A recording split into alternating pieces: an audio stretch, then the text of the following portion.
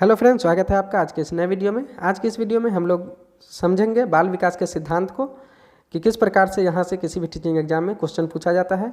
तो आइए बिना देर किए हुए शुरू करते हैं। और ये जो हम लोग का CDP चल रहा है उसका आज ये 10वां क्लास है। अगर आप पिछला वीडियो नहीं देखें तो वो ज़रूर देखें, जिससे टॉपिक बाय टॉपिक आपका जो तैयारी हो सके। तो आइए बिना देर किए शुरू करते हैं। तो ये सबसे पहला जो है हम लोग का बाल विकास के सिद्धांत का जो है पहला निरंतर विकास का सिद्धांत है, यानी कि कंटिन्यूअस डेवलपमेंट चलते रहता है।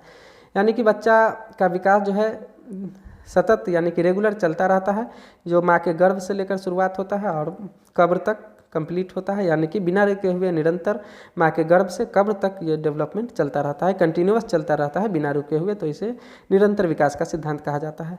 अगला है विकास दिशा का सिद्धांत, यानी कि किसी भी बच्चे का डेवलपमेंट जो है एक दिशा में होगा।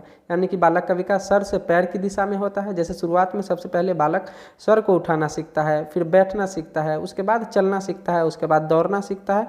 तो ये एक दिशा जो है निर्धारित होता है। तो ये विकास दिशा का सिद्धांत है। अगला है व्यक्तिक विभिन्नता का सिद्धांत। व्यक्तिक विभिन्नता का सिद्धांत यानी कि प्रत्येक जो बच्चा होता है, प्रत्येक बालक होता है, उसका अपना एक स्वयं का स्वरूप होता है। ठीक है, इसी कारण जो है एक ही उम्र का अगर दो बालक है तो उसके शारीरिक विकास हो, मानसिक विकास हो, सामाजिक विकास हो, ये सब में जो है व्यक्तिक विभिन्नता पाया जाएगा। हर एक व्यक्ति जो है अलग अलग प्रकार से उसका डेवलपमेंट होता है। अगला पॉइंट है क्रमबद्धता का सिद्धांत। ठीक है, क्रमबद्धता का सिद्धांत यानी कि किसी भी बच्चे के डेवलपमेंट में, किसी भी बालक के डेवलपमेंट में एक क्रम पाया जाता है। ठीक है, जैसे कि दो बालक है, उसका जो है डेवलपमेंट जो है समान नहीं होता है, लेकिन उसका क्रम जो है समान होता है।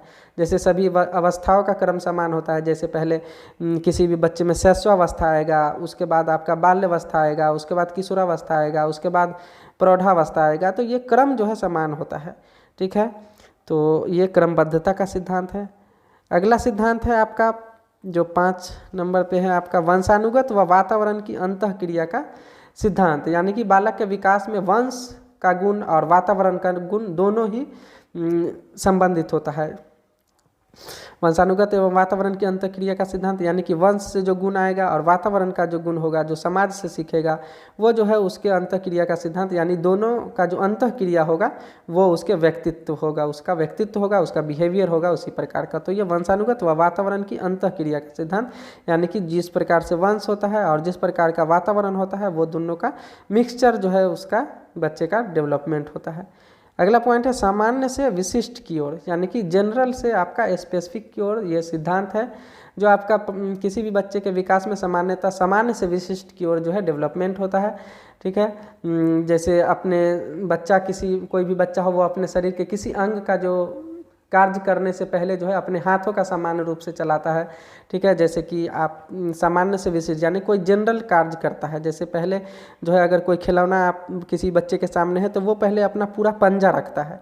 ठीक है, पूरा पंजा यानी कि जनरल हो गया, पूरा पंजा रखता है। उसके बाद विशिष्ट मतलब जब धीरे धीरे उसका डेवलपमेंट हो जाता है तो उस खिलौने को बच्चा अपने उंगली से भी पकड़ना सीख जाता है। तो वो खास चीज़ जो है पकड़ना सीखेगा। जैसे या फिर एक और एग्जांपल से आप समझ सकते हैं कि अगर किसी भी बच्चे को अगर हवाई जहाज़ के बारे में बताना हो, हवाई जहाज़ के पार्ट के बारे में बताना हो, तो पहले सामान्य चीज़ यानी पहले हवाई जहाज़ के बारे में आपको बताना होगा कि ये हवाई जहाज़ है।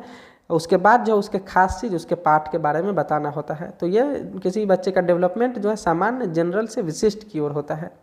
अगला है परस्पर संबंध का सिद्धांत, यानी कि एक दूसरे से इंटर रिलेटेड होता है, इंटरकनेक्टेड होता है। जैसे किसी भी बालक में जो है आपका विकास होता है, जैसे सामाजिक विकास हो, मानसिक विकास हो, शारीरिक विकास हो, संवेगात्मक विकास हो, या फिर किसी भी प्रकार का जो डेवलपमेंट विकास होता है वो सब एक दूसरे से संबंधित होता है। जैसे कि फिजिकल डेवलपमेंट होगा, शारीरिक डेवलपमेंट होगा तो बच्चे का उसके साथ साथ बौद्धिक विकास भी होगा, उसके बाद उसका सामाजिक विकास भी होगा, उसका इमोशनल यानी कि संवेगात्मक विकास भी होगा।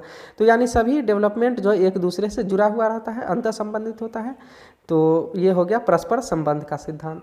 तो ये आप 7 सिद्धांत याद रखेंगे। उम्मीद करते हैं ये सब आपको समझ में आया होगा।